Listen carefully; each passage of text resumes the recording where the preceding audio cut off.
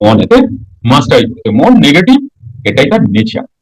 আজকে যদি তুমি সাধনা করছো যোগী হওয়ার জন্য, তাহলে তুমি কাকে ট্যাকেল করতে চাইছো? তুমি তোমার মনকেই তো ট্যাকেল করতে চাইছো। তার মানে বুঝতে পারছো মন কত বড় শক্তিশালী। মন আমার মালিক হয়ে গেল, অথচ হওয়া উচিত মনের মালিক আমি। এইবার মনকে তুমি যদি যত ছেড়ে দেবে ও তত কাদা মানবে, তত নোংরা নোংরা জায়গায় যাবে। মানে আনলিমিটেড নোংরা ঘাটতে মন ভালোবাসে, আনলিমিটেড। এই যে 80% নেগেটিভ থটস আমাদের মনে থাকে এবং আমরা ম্যাক্সিমাম সময় নিরানন্দে থাকি, এটা কেন না?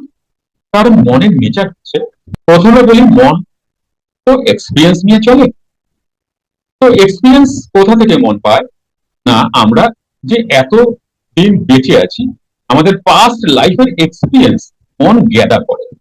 সেটা ভালো হয়েছে তোমার সাথে আমার সাথে, খারাপও হয়েছে আমাদের। কিন্তু মন ভালোকে, যা যা ভালো হয়েছে মন এগুলোকে স্কিপ করে দেয়। মন খারাপকেই জুম করে সামনে বড় করে নিয়ে আসে আর বেফালতু ভয় দেখায়।